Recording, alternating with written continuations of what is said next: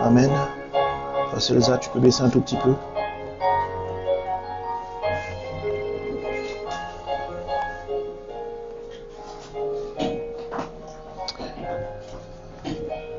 Alléluia, alléluia, alléluia. Amen. Gloire à Dieu, nous allons nous lever. Nous allons nous lever et puis remercier le Seigneur. Nous commençons un peu tard, mais nous bénissons le nom du Seigneur. Le culte va se faire. Alléluia. Nous allons remercier notre Dieu. Nous allons lui dire merci pour ce que il a permis que nous puissions nous retrouver cette fois-ci pour le culte de ce week-end. Amen. Bien-aimés, élevons la voix. Éternel mon Dieu, mon roi, nous te rendons toute la gloire, nous bénissons ton saint nom. Toi, ô Jésus-Christ de Nazareth, toi qui es digne et qui fais en sorte, Seigneur, que nous puissions nous retrouver dans ta présence, ô Éternel. Seigneur, nous bénissons ton saint nom parce que, Seigneur, nous savons que tu as pourvu à chaque chose nous concernant. Tu as pourvu, Seigneur, à tout ce qui fait de nous ce que nous sommes aujourd'hui, ô Éternel, tes enfants, Seigneur, la prunelle de tes yeux. Seigneur, tu ne manques pas, ô Éternel, de souvenir et de protéger chaque personne ici présente, Seigneur. Seigneur, nous bénissons ton Saint-Nom.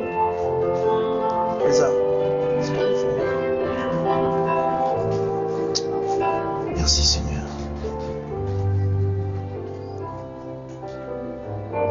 Sois magnifié, ô Éternel, de ce que tu permets que nous soyons là aujourd'hui. Seigneur, nous te disons merci, afin que, Seigneur, tu fasses encore demain plus que ce que tu as fait durant cette semaine.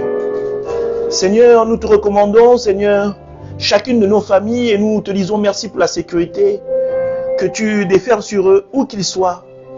Seigneur, sois magnifié, sois exalté, cela dans le nom puissant de Jésus-Christ de Nazareth. Amen. Nous allons demander pardon au Éternel, à notre Seigneur, parce que la Bible déclare que même si nos péchés sont rouges comme le cramoisi, il est digne et bon pour nous pardonner. Amen. Donc, comme un seul homme, nous allons nous adresser devant le trône de Dieu, afin qu'il puisse effacer nos transgressions et avoir auprès de nous un regard favorable. Amen. Élevons la voix. Éternel mon Dieu, mon roi, nous te rendons toute la gloire, nous bénissons ton saint nom, Seigneur. Toi, le Seigneur, est le Dieu de la miséricorde, Seigneur.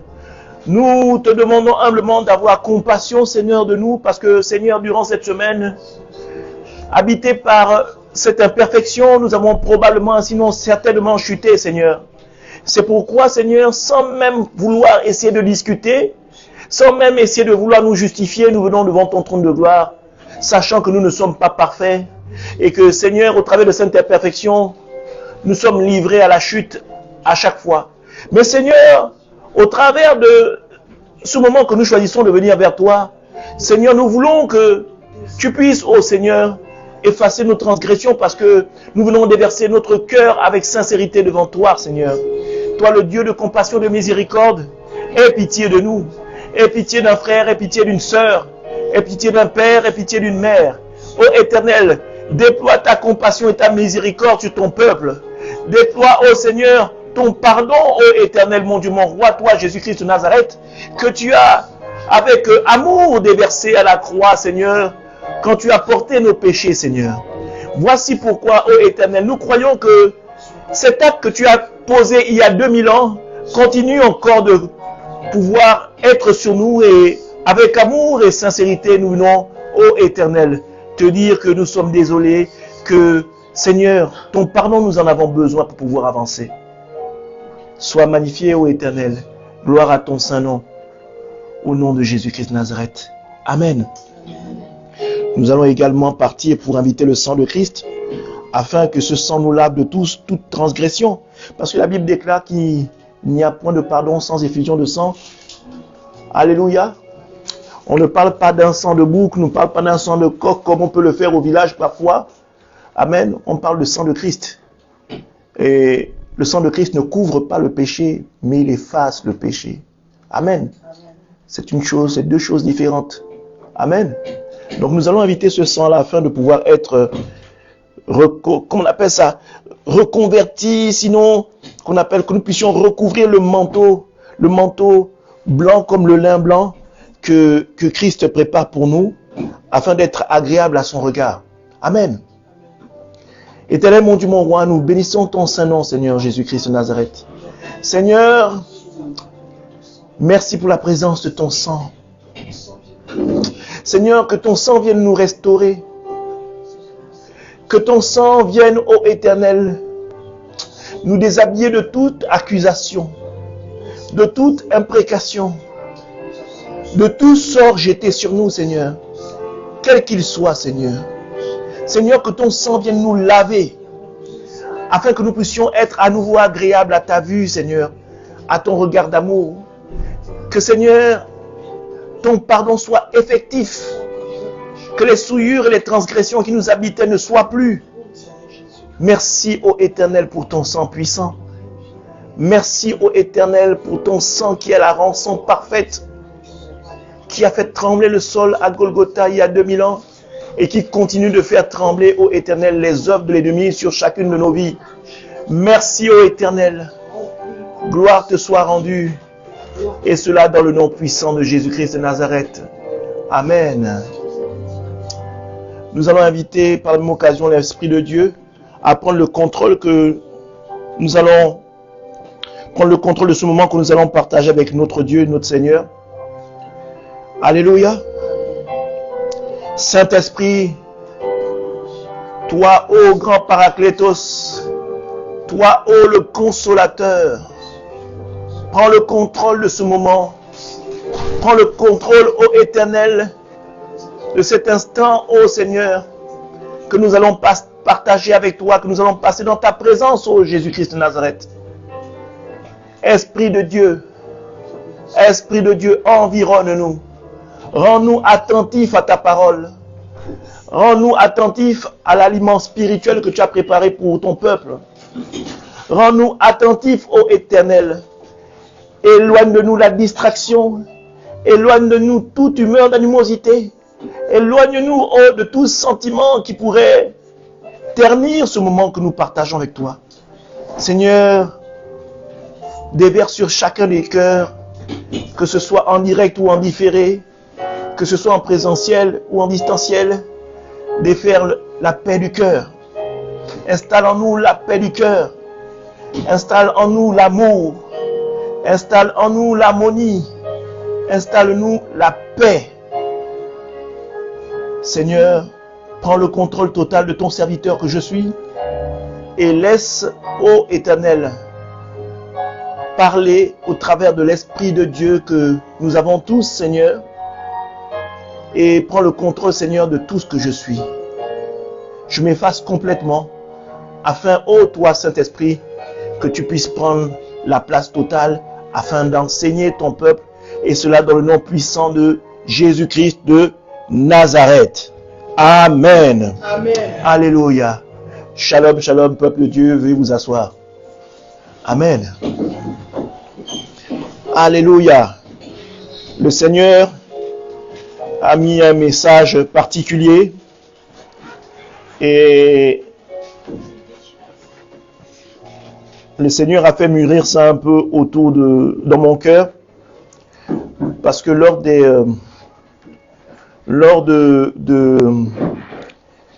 des cours d'affermissement, nous avions nous avions fait une petite parenthèse un peu sur la dimension de Christ en Esther, dans le livre d'Esther, pour ceux qui avaient été là, et j'avais senti comme un engouement.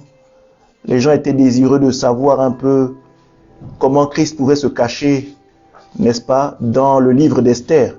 Amen. Alors, je voudrais déjà dire que Christ est pleinement dans le livre d'Esther et que c'est très enrichissant. Amen. Pour pouvoir retranscrire Christ dans le livre d'Esther, je pense qu'il faudrait avoir au moins 4 enseignements. Peut-être plus. Parce que ça va de profondeur en profondeur. Amen. Alors, l'aspect christique en Esther, que le Seigneur m'a permis d'abord en prime abord de pouvoir vous présenter aujourd'hui, n'est-ce pas, c'est utiliser le livre d'Esther comme étant un moyen par lequel le Seigneur voudrait que nous puissions marcher. Amen. C'est vrai que très souvent, le livre d'Esther est beaucoup utilisé quand on veut enseigner les femmes. Mais je veux dire que le livre d'Esther ne sert pas seulement à enseigner les femmes. Amen.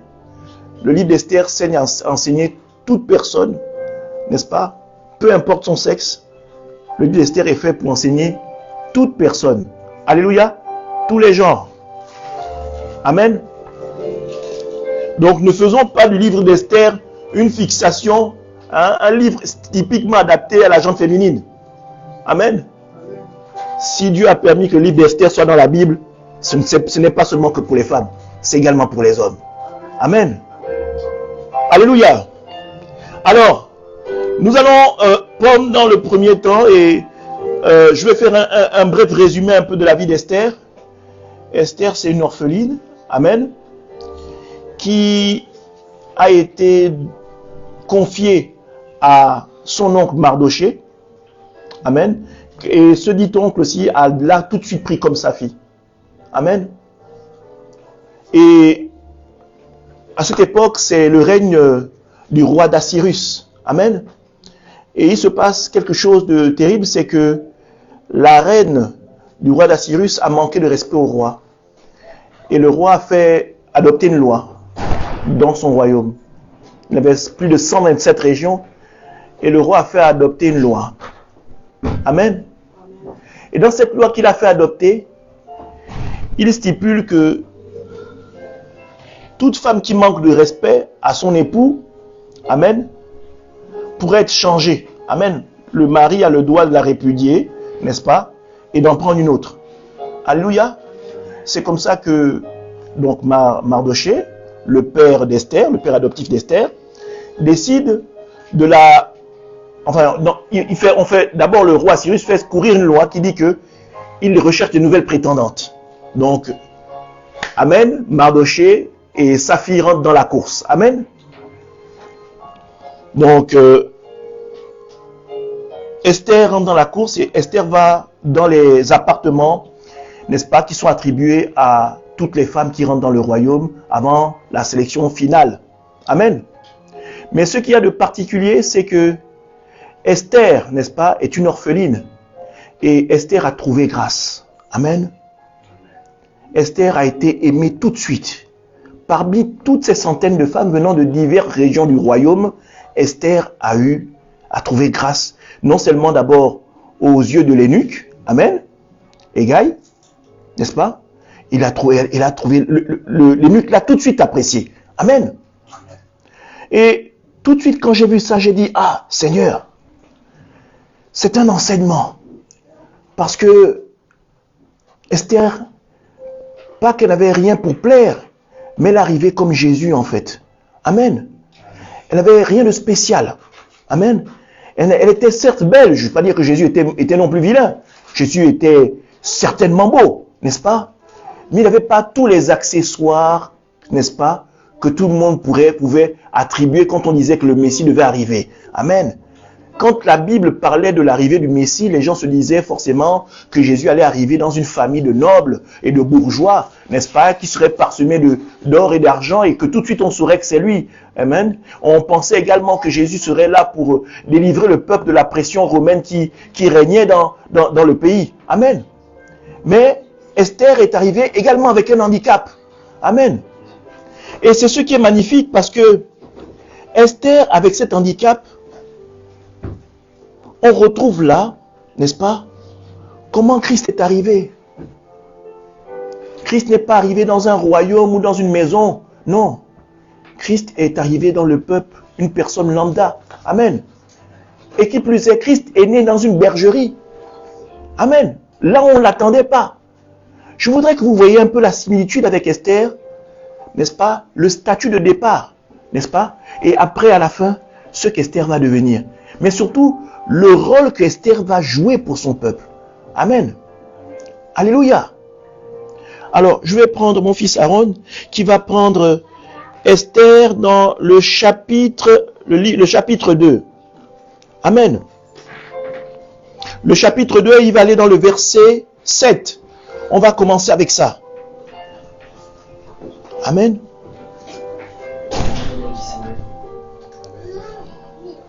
Il élevait Hadassa qui est Esther, fils de son oncle, car elle n'avait ni père ni mère. La jeune fille était belle de taille et belle de figure. À la mort de son père et de sa mère, Mardoché l'avait adoptée pour fille. Amen. Amen. Mais sans savoir, voyez-vous, Esther avait quelque chose. Esther avait déjà l'empreinte de Dieu. Voyez-vous? Parce que dans ce verset, on fait comprendre que il élevait Hadassa qui est Esther. Donc, Esther, à la base, son nom c'est Hadassa. Voyez-vous? Alors, je ne sais pas pourquoi ils ont changé le nom, je ne pourrais pas vous le dire, mais toujours est-il que elle a porté le nom d'Esther. Et Esther signifie étoile. Amen. Amen. Donc, rien que de manière prophétique, au niveau de sa nomination, Esther était déjà une étoile scintillante. Elle était amenée déjà à briller. De quelle manière, quel serait le plan, ça personne ne le savait. Seul Dieu le sait. Amen. Je prends ce verset-là pour dire à un bien-aimé que tu n'es peut-être pas orpheline, mais tu souffres peut-être de quelque chose. Amen. Tu as peut-être ton père et ta mère, mais tu es comme Esther. Tu pars peut-être du mauvais pied, mais ça ne définit pas ta fin. Amen. La Bible dit que les premiers seront les derniers et les derniers seront les premiers. Amen. Voyons cela que Dieu a une grâce particulière pour tout le monde. Amen. La Bible dit également qu'il pleut sur les bons et les méchants. Alléluia. Donc, tout le monde peut prendre part à la grâce de Dieu. Amen. C'est pas parce qu'on est parti avec un handicap que Dieu ne peut pas permettre que nous soyons le premier devant. Amen. Dieu vient, comme il dit, il vient pour les orphelins. Alléluia. Et c'est pas moi qui le dis, c'est la parole. Amen. Allons-y dans Psaume 68. Cherchons le Psaume 68 au verset 5. La parole a toujours quelque chose pour pouvoir étayer ce qu'elle dit, pour pouvoir appuyer ce qu'elle dit. Amen. Psaume chapitre 68 à son verset 5.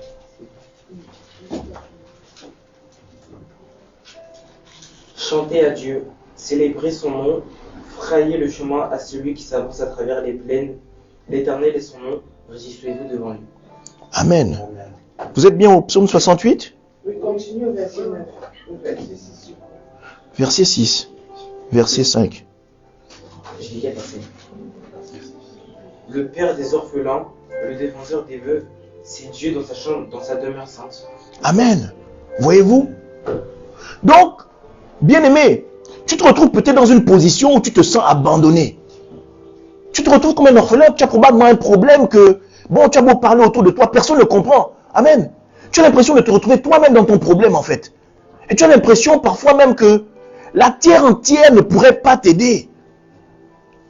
Mais moi je veux te dire au travers de ce verset que nous allons te lire, que Dieu est le Père des orphelins. Il est le Père de ceux qui se retrouvent dans les mauvaises postures. Au moment où tu te retrouves seul, ne crois pas que tu es seul. Ta famille t'a peut-être abandonné. Ton épouse t'a peut-être abandonné. Ton épouse t'a peut-être abandonné. Ton frère t'a peut-être abandonné. Tes collègues de travail t'ont peut-être abandonné et jeté en pâture. N'est-ce pas? Pour que tu sois réduit ou bien répudié de l'entreprise.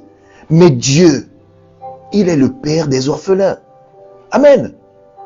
Si ce n'est pas aujourd'hui, ce sera demain. Il y aura toujours un temps où lui-même va se révéler à toi. Amen. Repartons dans le livre d'Esther. Nous allons faire un peu parfois des comebacks to the past. Repartons dans le livre d'Esther au chapitre 2 et touchons le verset 9. Amen. Donc Esther livre chapitre 2, verset 9 jusqu'au verset 10.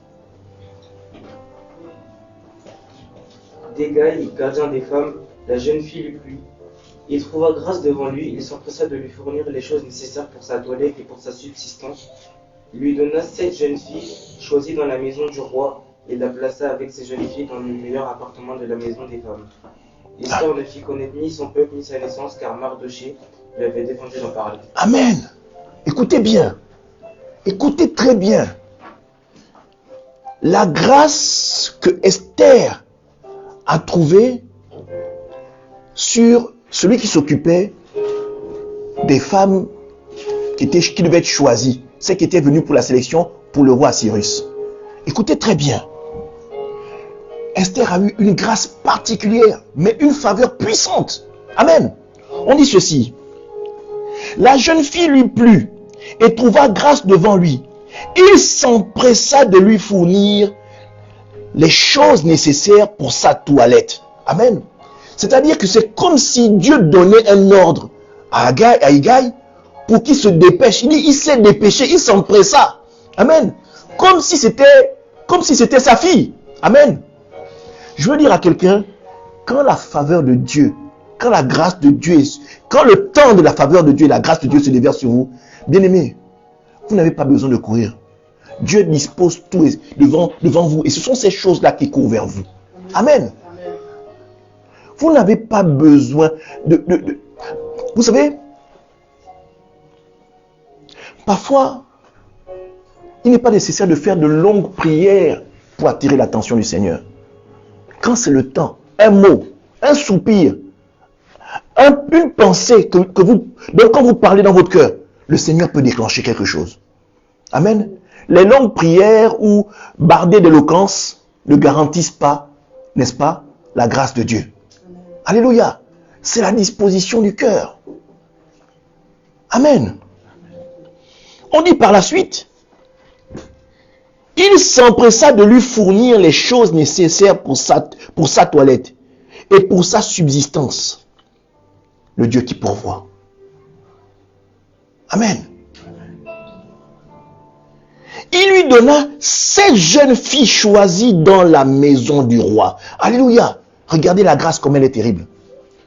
Il allait prendre 7 jeunes filles. Pas dans l'endroit où se trouvait toute n'est-ce pas, le grand nombre de femmes. Il est allé dans la maison du roi prendre 7 servantes. Amen. Alléluia. Et là, dans le chiffre 7, je vois la perfection de Dieu. Alléluia. 7 personnes pour s'occuper d'une seule, qui n'a aucun nom, qui vient de nulle part, qui n'est pas forcément la plus belle d'entre toutes. Amen. Mais le Seigneur déverse une grâce particulière. Amen. Bien-aimé, je veux te dire que ce n'est pas ta beauté, n'est-ce pas, ou comment tu t'habilles, qui va permettre de déverser la grâce du Seigneur sur ta vie. Amen.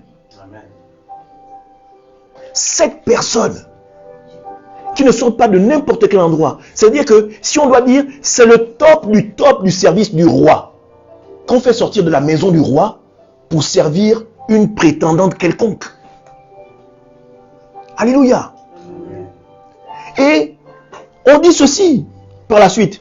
Et la plaça avec ces jeunes filles dans le meilleur appartement de la maison des femmes. C'est-à-dire qu'il y a la maison des femmes, mais elle, on ne la met pas avec toutes les autres femmes.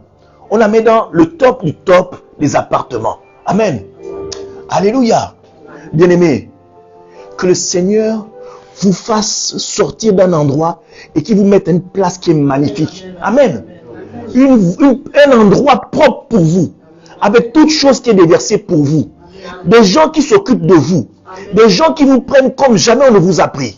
Amen. Et qui vous mettent dans un emplacement particulier. Alléluia. Que la vie d'Esther et que ce que Dieu a fait avec Esther vous extirpe du milieu des hommes et vous mettre à une place particulière. Amen. Une place particulière qui fait que, au travers de ce qui se passe, on se dit, mais qui c'est celle-là? Amen. Que le Seigneur fasse un étonnement particulier, que vous soyez même trié sous le volet, mais que vous soyez quelqu'un d'exceptionnel au travers des choses qui se passent autour de vous. Amen. On dit par la suite, elle ne fait connaître ni son peuple, ni sa naissance, car Mardoché lui avait défendu d'en parler. Donc il fallait qu'elle reste anonyme. Anonymes. Le Seigneur prend des gens anonymes, des gens dont personne ne s'intéresse. Alléluia.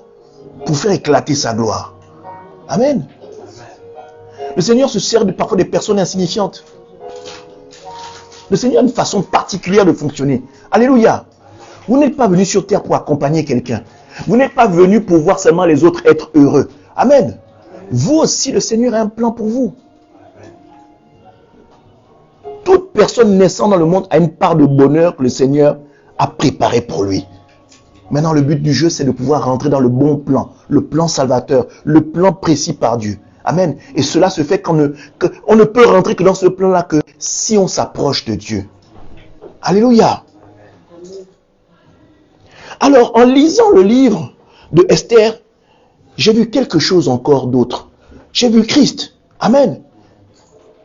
Et moi, j'appelais ça les rois mages. Alléluia. On va lire le livre d'Esther, toujours chapitre 2, à partir du verset 12. Amen. Livre d'Esther, verset 12. Oui, on va lire le verset 12. Alléluia. Chaque jeune fille allait à son tour vers le roi Assuérus, après avoir employé 12 mois à s'acquitter de ce qui était prescrit aux femmes. Pendant ce temps, elles prenaient soin de leur toilette, 6 mois avec de l'huile de myrrhe. Arrête-toi là. 6 mois avec de l'huile de myrrhe. Alléluia. On va aller dans le livre de Matthieu, vous allez comprendre. Matthieu chapitre 2, à partir du verset 11. C'est un peu particulier parce que quand j'ai vu ça, j'ai dit chapitre 2, verset 11. C'est comme si c'était une suite. Alléluia. C'est comme si c'était une suite logique. Alors, Matthieu chapitre 2, verset 11. Ils entrèrent dans la maison, virent le petit enfant avec Marie. Sa mère se prosternèrent et l'adorèrent. Ils ouvrirent ensuite leur trésor. Ils lui offrirent en présent de l'or, de l'encens et de la myrrhe. Amen. Amen. Voyez-vous? Donc, on a offert à Jésus quoi? De l'or, de l'encens et de la myrrhe. Alléluia. Revenons à Esther. On va continuer. Alors, chapitre 2, verset 12. Et on va au verset où il dit 6 mois avec de l'huile de myrrhe. Vas-y, lis mon fils Aaron. Mais la mère Vasthi refusait de venir quand elle reçut par les eunuques l'ordre du roi et le roi. Non, là vous êtes à Esther chapitre 2? Oui. Verset 12? Oui. Vas-y, continue. Et le roi fut très irrité, il fut enflammé de colère. Ah, non. Esther, oui, attention. Chaque jeune fille allait à son tour vers le roi Assuérus, après avoir employé 12 mois à s'acquitter de ce qui était prescrit aux femmes. Pendant ce temps, elles prenaient soin de leur toilette, 6 mois avec de l'huile de myrrhe et 6 Amen. mois avec des aromates en usage parmi les femmes. Amen. Voyez-vous, on a accueilli Esther, on l'a préparé comme on a préparé Jésus. Alléluia. Amen. De la myrrhe, de l'encens, amen, et des aromates, n'est-ce pas, et des parfums. Alléluia. Alléluia. Amen. Voyez-vous, que le Seigneur déferle sur vos vies, vraiment, que vous soyez bénis et que le Seigneur déverse sur vous de la myrrhe, amen, de l'encens, des aromates de toutes sortes, amen, afin que vous soyez agréables là où vous allez, amen. Je ne parle pas d'un parfum physique, je ne parle pas d'une myrrhe physique, amen, ou des aromates physiques. Je me parle d'une atmosphère spirituelle, amen, que quand vous rentriez quelque part, vous amenez cet aromate-là, amen, que vous ameniez ce parfum-là, le parfum céleste, amen. C'est une atmosphère, un comportement, une attitude, alléluia, un style de vie, amen. Que quand on vous voit, qu'on ne voit pas quelqu'un, l'image de quelqu'un qui est répugnant, non, qu'on voit quelqu'un dont on a envie vraiment de s'approcher, quelqu'un avec qui on a envie d'être, quelqu'un avec qui on prend plaisir d'être, amen. Quelqu'un qui a la conversation agréable, quelqu'un qui a toujours une conversation enrichissante, quelqu'un qui est de bonne compagnie, alléluia. Que vous soyez vraiment habité d'un parfum de bonne odeur, alléluia. Alors, voyez-vous, dans Esther, nous voyons cette dimension christique, même si, quand on lit le livre d'Esther, de long en large, du premier verset au dernier chapitre, on n'entend nullement Jésus, on n'entend nullement Jéhovah, non. Mais Christ est dans le livre d'Esther. Amen. Quand vous rentrez dans la profondeur, vous retrouvez Christ. Alléluia. On va aller encore plus loin. Je vais vous faire découvrir quelque chose. Esther chapitre 2, verset 14 au verset 15. Alléluia. Elle y allait le soir, et le lendemain matin, elle passait dans la seconde maison des femmes, sous la surveillance de Chasse-Gaz, eunuque du roi et gardien des concubines. Elle ne retournait plus vers le roi, à moins que le roi n'en eût le désir et qu'elle ne fût appelée par son nom. Amen. Continue. Lorsque son tour d'aller vers le roi fut arrivé, Esther, fille d'Abishai, oncle de Mardoché, qui l'avait adopté pour fille, ne demanda que ce qui fut désigné par Hégai, eunuque du roi et gardien des femmes. Esther trouvait grâce aux yeux de tous qui la voyaient. Amen. Écoutez bien. À partir du verset 15. Lorsque le tour d'Esther fut arrivé. Alléluia. On dit, lorsque son tour d'aller vers le roi fut arrivé, Esther, fille d'Abigaïl, oncle de Mardoché, qu'il avait adopté pour fille, ne demanda que ce qui fut désigné par Hégai, eunuque du roi. Alléluia.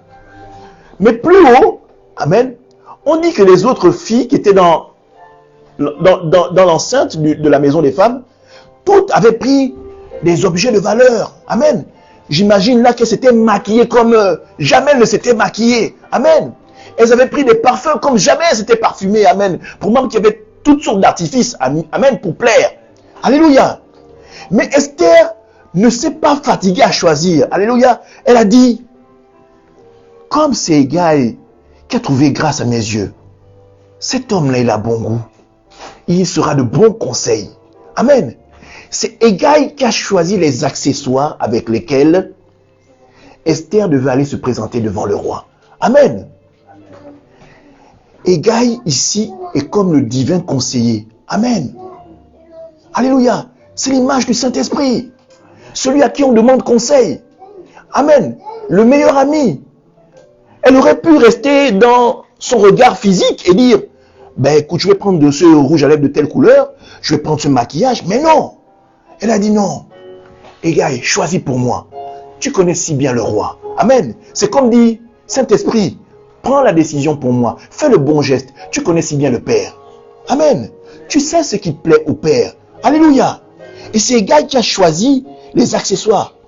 Bien-aimés, quand vous rentrez pleinement dans la profondeur de ce verset, vous vous rendez compte que le Seigneur veut nous parler.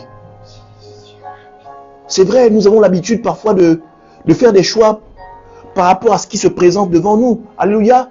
Je veux dire qu'on fait des choix de manière intellectuelle ou parfois, comme on connaît la situation, on se dit, bon, il est mieux de prendre ces décisions-là par rapport à une autre.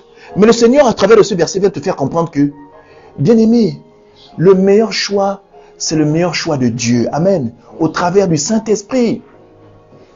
Toute décision que tu prendras dans la chair ne pourra que te conduire vers ta perte. Alléluia.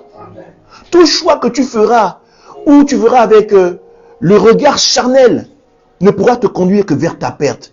Le Seigneur, au travers de ce verset, prend Mardoché, plutôt autant pour moi, Hégai comme étant le Saint-Esprit, le divin conseiller. Alléluia.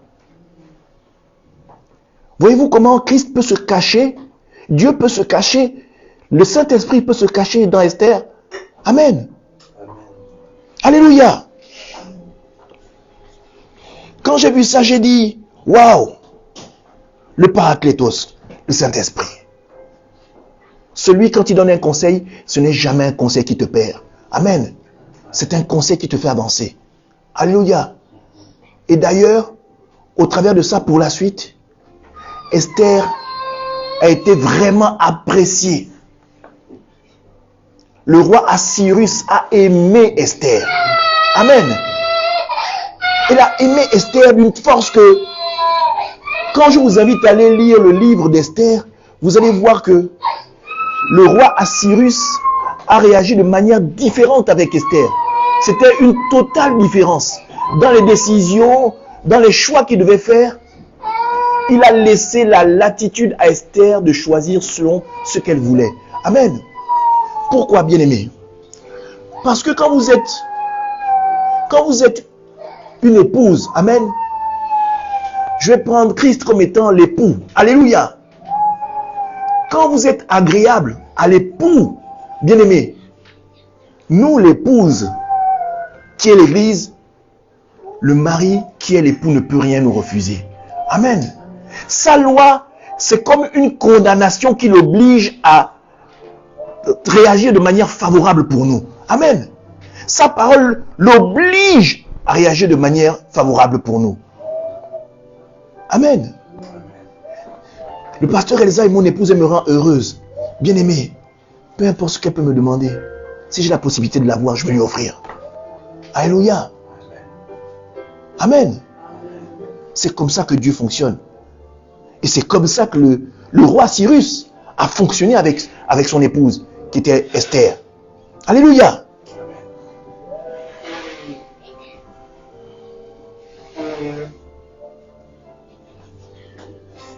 Alléluia. Et on va dire par la suite,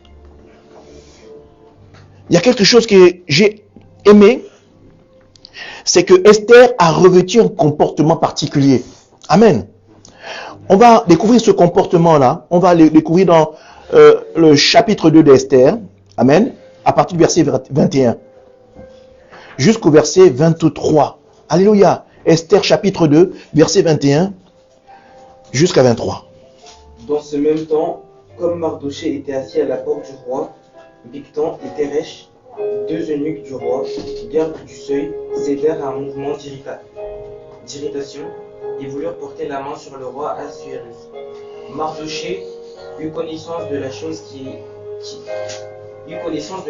et en informa la reine Esther, qui la dit au roi de la part de Mardoché.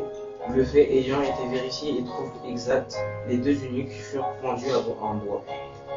Et cela fut écrit dans le livre des chroniques en présence du roi. Amen. Voyez-vous,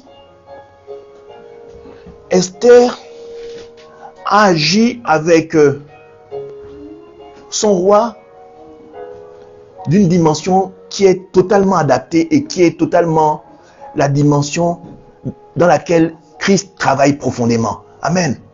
Quand nous sommes face à un danger, alléluia, Christ qui est l'époux prévient toujours l'épouse de tous les dangers.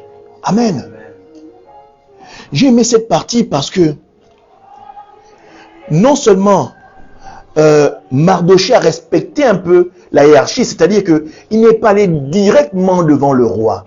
Il est passé par le choix de Dieu pour la vie d'Esther, pour pouvoir aller jusqu'au roi. Amen. Esther là a manifesté un peu ce que Christ exerce auprès du Père. Amen. C'est-à-dire que pour aller au Père, vous ne pouvez que passer que par Christ. Alléluia. Et au travers de ça, elle a prévenu son mari qui a vérifié l'information et finalement, ce coup d'état n'a pas été fomenté. Alléluia. Esther a agi là comme Adonai, qu'on appelle Adonai Roi. Alléluia, qu'on appelle le Seigneur est mon berger. Alléluia. Esther a agi également comme Ata El Roi. Alléluia. Le Dieu qui voit tout. Alléluia.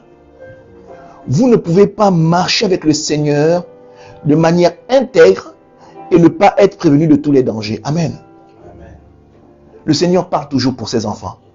Alors, peut-être que vous ne voyez pas les choses, peut-être que vous avez du mal à interpréter, mais le Seigneur parle toujours pour ses enfants. Le Seigneur avertit toujours ses enfants. Alléluia. Le Seigneur se sert même de plusieurs personnes pour que ses enfants soient atteints. En l'occurrence, dans ce verset. Amen. Dieu s'est servi de Mardoché pour informer la reine qui a prévenu le roi. Amen. Le Seigneur met toujours des hommes en action. Les informations nous viennent toujours. Vous savez, même parfois, même quand on tombe, On a parfois ce sentiment-là. Ah, tel m'avait prévenu. Ou j'avais senti ça. Ou j'avais lu quelque chose qui me disait qu'il fallait que je fasse attention. Mais je n'ai pas voulu écouter, ou je ne me suis pas attaché à cela. J'ai voulu suivre mes propres ambitions, ma propre volonté, ma propre connaissance, croyant que je pouvais gérer. Amen. Et parfois, la plupart du temps, vous vous retrouvez dans des beaux draps. Alléluia. Apprenons à écouter le Seigneur. Et voyez-vous, comme la vie n'est pas un long fleuve tranquille, comme on le dit communément, il fallait qu'il y ait un bouleversement. Voyez-vous, quand vous êtes béni comme ça, l'ennemi ne va pas vous laisser. Alléluia. Vous avez donné votre vie au Seigneur. Vous avez essayé de vous rapprocher du Seigneur. La Bible dit que l'ennemi rôde comme un lion rugissant, cherchant qui va dévorer. Amen. Amen. Dieu vous a extirpé du monde. Croyez-vous que dans le monde dans lequel vous avez baigné, l'ennemi va vous laisser comme ça? Il va vous laisser vous échapper? Et je bénis même le Seigneur que Dieu mette ce genre de petits accrochages dans nos vies. Parce qu'au travers de ces accrochages-là, ça nous permet de nous rattacher encore plus au Seigneur. Amen. S'il n'y avait rien, je pense qu'on négligerait. Amen. On négligerait Dieu. Souvenez-vous du peuple hébreu sorti d'Égypte. Ils avaient tout. Amen. Le Seigneur avait tout tracé. Amen. Tout tracé. Mais ils ont passé leur temps à négliger. À négliger. À négliger. Et la première génération qui est sortie d'Égypte n'a pas pu rentrer dans la terre promise. Tout simplement parce que, pour le Seigneur, ça a été un trop plein, n'est-ce pas, d'une négligence de la part du peuple de Dieu vis-à-vis du regard de Dieu. Ils ont négligé, avec bravoure, je dirais, l'exploit que le Seigneur a fait en les sortant d'Égypte. Amen. Et le Seigneur a lancé sa sentence. La première génération n'a pas vu la terre, n'est même pas rentrée dedans. Amen. C'est la deuxième génération, c'est-à-dire ceux qui sont nés dans le désert. Amen. Qui sont rentrés dans la terre de Canaan. Alléluia. Vraiment, que le Seigneur vous permette de pouvoir déceler les pièges de l'ennemi quand ils viennent. Eh bien, au verset 3, n'est-ce pas? Au chapitre 3, amen. Au chapitre 3, rentre en scène un personnage qui s'appelle Aman. Amen. Vous voyez en Aman l'ennemi. Celui qui vient ramener la discorde, celui qui vient ramener le trouble là où la paix règne. Amen. Et Aman a vraiment, je dirais, un petit problème. Un petit problème avec Mardoché. Parce que Aman a été la personne que le roi Cyrus a élevée, n'est-ce pas, dans le royaume. Donc, après le roi, venait Aman. Mais, ce qui se passait, c'est que, à chaque fois qu'Aman passait, Mardoché ne se prosternait pas. Amen. Et je veux même dire que Aman lui-même, de prime abord, ne l'a même pas vu. Parce que ce n'est pas Aman qui se rend compte que Mardoché ne s'abaisse pas quand il passe. Ce sont les autres sujets qui sont autour, qui se rendent compte que Mardoché ne se baisse pas, ne se prosterne pas, et c'est eux qui vont faire le compte rendu à Aman. Bien-aimé, fais attention avec qui tu marches. Alléluia. Fais attention avec qui tu marches. C'est une mise en garde. Alléluia. Mais, je crois que Dieu avait tout prévu. Amen. Et que, peu importe ce que l'ennemi fait, toi reste toujours intègre avec le Seigneur. Garde ta dignité avec le Seigneur. Ne perds pas le réseau. Ne sors pas de ton couloir. Reste toujours le regard figé sur le Seigneur. Amen. Et pour ma part, c'était un moyen que Mardoché se servait pour montrer que la seule personne chez qui il peut s'abaisser, c'est son Dieu. Amen. Que personne ne se serve de la position qu'il a pour vous faire renier votre Dieu. Alléluia. Et ça me ramène même à l'histoire de Daniel. Alléluia. Voyez-vous, quand vous êtes dans une position comme ça, les gens vont se lever pour pouvoir vous perdre. Ça me rappelle aussi également combien de fois Jésus, opérant des miracles, les gens sont venus, même parfois quand il partageait la parole pour pouvoir le discréditer. Amen. Mais il a répondu par la parole. Jésus a manifesté la parole en comportement et en réponse. Amen. Verbal. Alléluia. Que l'ennemi ne vous trouble pas. Amen. Et restez tel que Dieu veut que vous soyez. Alléluia.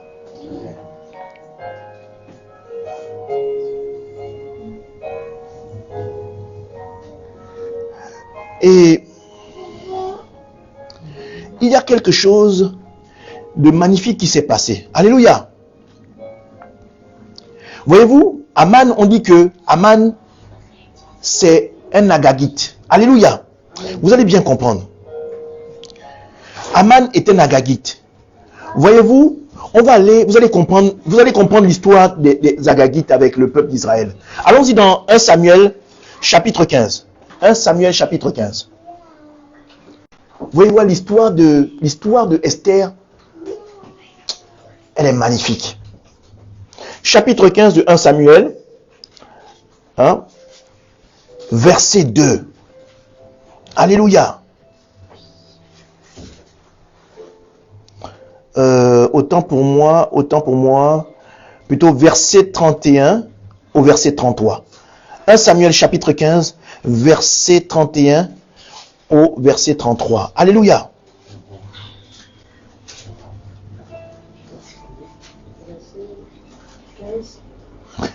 Chapitre 15.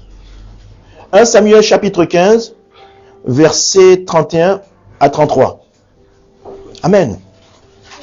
Samuel retourna et suivit Saoul, et Saoul se prosterna devant l'Éternel. Puis Samuel dit, amenez-moi Agag, roi d'Amalek. Et Agag s'avança vers lui d'un air joyeux. Il disait certainement, l'amertume de la mort s'est effacée. Samuel dit, de même que ton épée a privé des femmes de leurs enfants, ainsi ta mère, entre les femmes, sera privée d'un fils. Et Samuel mit Agag en pièces devant l'Éternel à prier. Amen. Voyez-vous,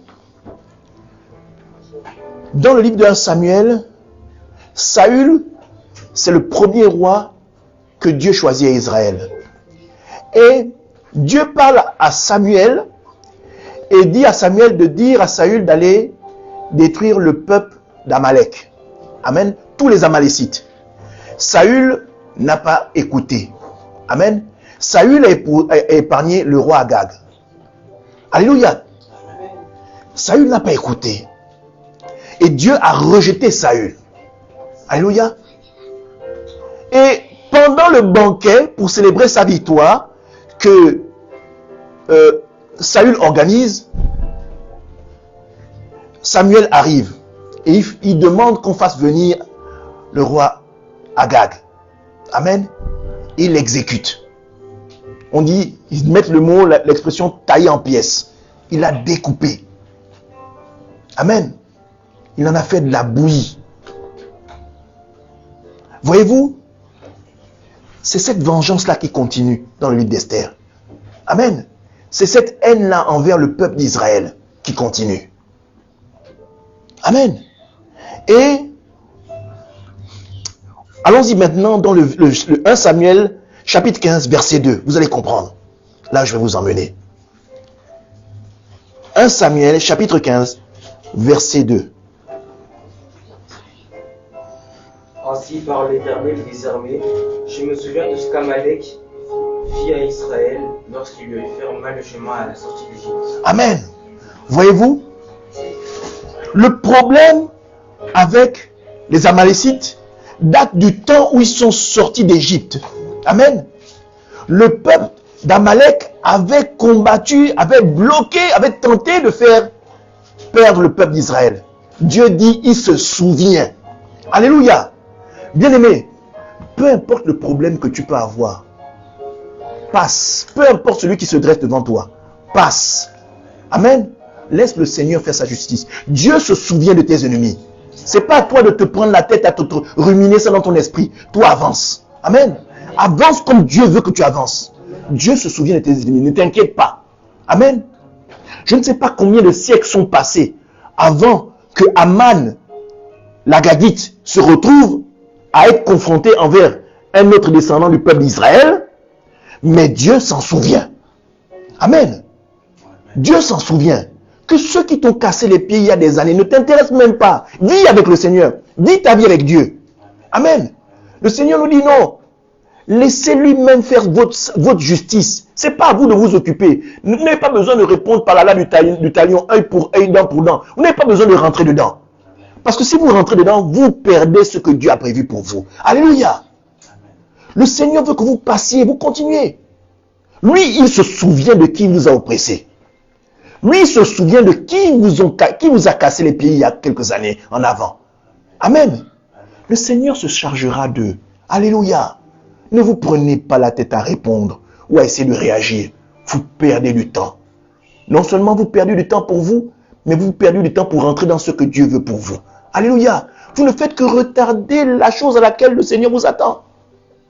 Et ça va vous ternir. Ça va mettre probablement, ça va mettre des imprécations sur vos vies. Amen. Laissez ça. Avancez. Dieu se souvient. Alléluia. Chapitre 3, au verset 7. Est-ce qu'on peut aller au chapitre 3, verset 7? Vous allez comprendre quelque chose. Ça, c'est quand Aman rentre en scène. Alléluia. C'est à partir du chapitre 3. Amen. Oui. Esther, chapitre 3, verset 7. Vous allez comprendre quelque chose. On reste toujours dans le livre d'Esther. Hein? Le livre d'Esther est notre fil conducteur. Donc parfois on sort, on va un peu dans du verset, n'est-ce pas, pour essayer d'appuyer, de donner un peu plus de punch à ce que l'on a à partager. Esther chapitre 3, verset 7. Au premier mois, qui est le mois de Nisan, la 12e année du roi Assuérus, on jeta de pur, c'est-à-dire le sort devant Aman, pour chaque jour et pour chaque mois, jusqu'au 12e mois, qui est le mois d'Adar. Amen. Retenez Nissan. Amen. Et retenez Adar. Amen. Alors, Aman rentre en jeu, n'est-ce pas? Il est au courant qu'il y a un certain Mardoché qui se prend pour un cador. Amen. Qu'est-ce qu'il fait? Il exagère la sentence qu'il doit faire à Mardoché. Qu'est-ce qu'il fait? Il va vers le roi Cyrus et il fait croire au roi Cyrus que dans ces 12 provinces, dans sa nation, il y a un peuple qui doit craindre. Amen. Le peuple hébreu. Amen. Le peuple juif. Et il fait signer un décret qui fait exécuter tous les juifs de sa région, dans la nation. Vous imaginez? Pour une seule personne qui marche dans la droiture, comment l'ennemi veut exécuter tout un peuple? Vous êtes d'accord avec moi que c'est un peu exagéré? Pour une seule personne qui ne se prosterne pas, on fait payer toute une population. Amen. Retenez bien ce mot-là, Nissan. Ça m'a un peu interrogé parce que je ne comprenais pas. Et alors je suis allé chercher. Et Nissan veut dire commencement. Amen. Alors, on peut dire commencement de la persécution, mais moi, en voyant la chose, j'ai compris autre chose. Amen. En lisant ça, je me suis dit, en fait, c'est le commencement de la fin. Amen. Ce n'est pas le commencement de la persécution. Amen. Parce que tu es peut-être dans un problème. Amen. Tu as donné ta vie au Seigneur. Mais plutôt que de voir le commencement du problème, vois plutôt le commencement de la fin du problème. Amen. Le problème a déjà commencé que dans l'esprit de Dieu et même dans ton esprit, ça va déjà être fini. Amen. Plutôt que de commencer à souffrir, c'est plutôt le commencement de la fin de la souffrance. Amen. Donc, Nissan veut dire commencement. Alléluia. Et en cherchant sur Adar, je suis tombé sur glorieux, feu dévorant et fin de persécution. Amen. C'est des noms de périodes, de mois. Amen. Mais en fait, C'est un temps où Dieu avait commencé son travail et ça délimitait également le temps où le problème allait s'arrêter. Amen. Voyez-vous, ça délimitait le temps du commencement de la fin, amen, et le temps où la persécution devait s'arrêter. Et quand vous allez suivre la fin, le livre d'Esther, vous allez voir ce mois-là, cette inscription Nissan et Adar vont revenir à la fin. Comme pour vous dire, c'était le commencement de la fin et voici la fin. Alléluia. Le problème ne s'est réglé que dans ce laps de temps-là. Amen. Alléluia. Alors, quand le problème a été lancé, amen, tout le monde, tout le peuple hébreu était dans la désolation. Amen. Mardochée lui-même n'en revenait pas, se posait des questions, mais c'est à cause de moi que tout ça. Amen. Alors, rentre en discussion au travers d'un serviteur qui fait le coursier, amen, qui fait le service lettre commandée entre Esther et Mardochée son père, amen. Et Esther décide de demander au peuple de jeûner pour elle, amen. Et elle-même également, elle demande un jeûne à sec de 3 jours, sans boire, sans manger, amen, en restant dans la prière, amen. Voyez-vous, quand j'ai vu cela, ça m'a ramené dans le livre de Matthieu. Je vais le lire pour vous. Matthieu, chapitre 26, au verset 36 jusqu'à 42. Amen. C'est la veille de la mort de l'exécution de Christ. Amen. C'est la veille des persécutions qui vont commencer. Alléluia. Christ demande à se retirer et à prier. Amen. Vous voyez, dans toute chose, quand vous êtes face à quelque chose, amen. Quand vous êtes face à quelque chose, il faut vous arrêter. Quand vous êtes face à un problème, il faut avoir un temps d'arrêt. Un temps d'arrêt, quand je dis un temps d'arrêt, c'est vraiment un temps où vous cessez toute activité. Amen. Où vous cherchez réellement la face du Seigneur. Amen. N'essayez pas de faire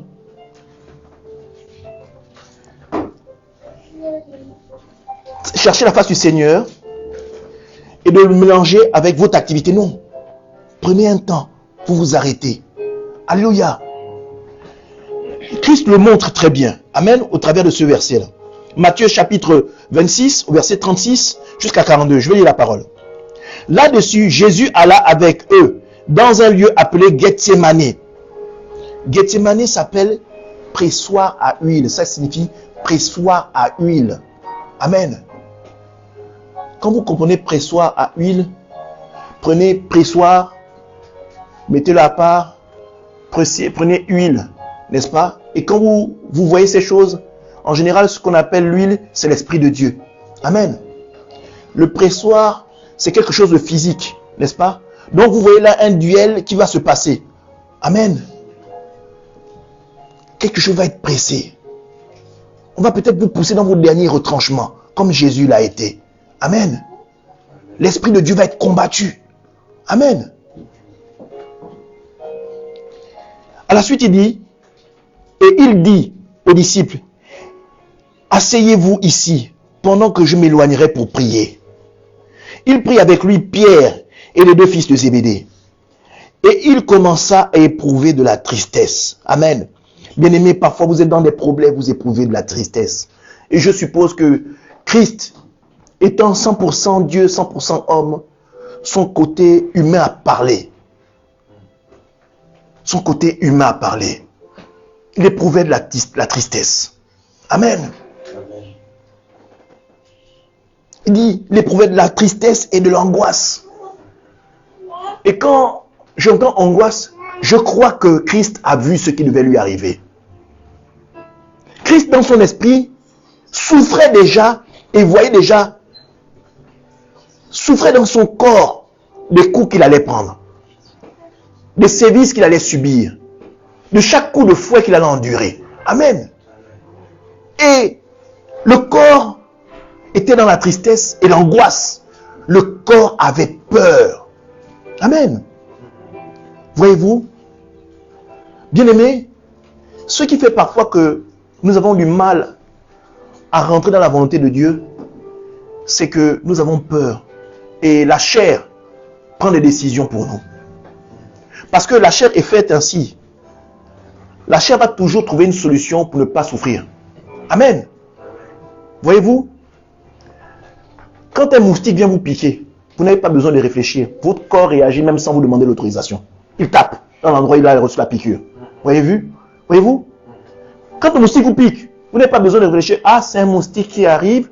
Ah, tiens, il m'a piqué. Maintenant, je vais taper. Non. Il n'y a pas ce raisonnement-là. Il pique, vous tapez. Alléluia. C'est comme ça que la chair fonctionne. La chair, quand vous lui donnez le moyen de réfléchir, elle va toujours se sauver. Amen. La chair peut vous pousser à mentir ou à accuser le frère qui n'a jamais rien fait juste parce qu'il veut s'en sortir. Parce qu'il veut fuir la prison, parce qu'il veut fuir les coups. Il peut vous pousser à accuser quelqu'un qui n'a jamais rien fait. Amen. La chair est comme ça. Mais gloire à Dieu qu'au travers de Christ, n'est-ce pas, nous avons l'Esprit de Dieu maintenant en nous. Donc nous avons deux personnages qui s'affrontent. Amen. La chair et l'Esprit de Dieu. Et nous avons cette capacité de choisir, d'écouter qui l'on veut. Amen. Et face au choix, qui vas-tu écouter? La chair ou l'Esprit de Dieu? La chair va-t-elle crier plus fort que l'Esprit de Dieu en toi? C'est là le duel. Amen. Et on dit ceci par la suite. Au verset 38, il leur dit alors, mon âme est triste jusqu'à la mort. Restez ici et veillez avec moi. Amen. Tout comme Esther, Christ avait besoin de se sentir accompagné dans la prière. Amen. Tout comme Esther, Christ avait besoin d'être soutenu. Même s'il est Dieu. Amen. Au travers de ce moment, Christ nous enseignait que le regroupement fraternel, là, ça sert à quelque chose. Amen. La communion fraternelle, elle est importante. Amen. Pour se soutenir. Sauf qu'aujourd'hui, on a du mal à se soutenir. Il y a même des hommes de Dieu qui ont l'église pleine, mais ils n'ont jamais prié même pour un fidèle. Ils n'ont jamais suivi la personne. Ils n'ont jamais soutenu la personne. Amen. Mais ils sont hommes de Dieu. Amen. Ils utilisent juste du grand nombre de la renommée. Mais ils n'ont au courant même d'aucun problème des brebis que Dieu lui a données. Christ est le berger. Il prend soin des brebis. Quand la brebis s'éloigne, Christ est celui qui va chercher la brebis. Amen. Quand la brebis se retrouve dans la gueule d'un loup, comme disait David allait, il retirait la brebis de la gueule des loups. Amen. Il faisait fuir l'ennemi. Amen. Quand la brebis est blessée, le berger est celui qui prend la brebis, qui soigne la brebis. Amen. Aujourd'hui, nous n'avons plus ça dans les assemblées. Amen. C'est le nombre. Il y a même la répartie du travail, on est submergé, on n'arrive plus à contrôler. Amen. Et on a comme ça des centaines de personnes dans l'église, mais tout le monde est malade. Amen. Il n'y a personne pour s'occuper de personne. Mais quand il s'agit de donner la dîme et les offrandes, le sourire de l'homme de Dieu est comme ça. Amen. Amen. C'est les malheurs de ce siècle, bien-aimés. C'est des malheurs du siècle à ce moment. Mais ça ne nous étonne pas parce que c'est prévu, c'est dit dans la parole. Amen. Amen. À nous d'y prêter attention et de faire en sorte de ne pas tomber dans le piège parce que personne ne pourra dire qu'il n'a pas entendu parler de Christ. Personne ne pourra dire qu'il n'a pas été prévenu au travers de la parole. La parole a tout dit. Amen. La parole parle même de personnes même qui disent que, où le Seigneur dit que non, nous avons prophétisé en ton nom, nous avons fait des miracles, nous avons guéri en ton nom. Amen. Amen. Le Seigneur va les rejeter. Amen. Ce n'est pas une surprise. Donc même ceux qui le font, ils savent que Dieu va les rejeter. Amen. C'est de la parole. Parce que moi, je suis convaincu que Satan connaît très bien la parole. Alléluia.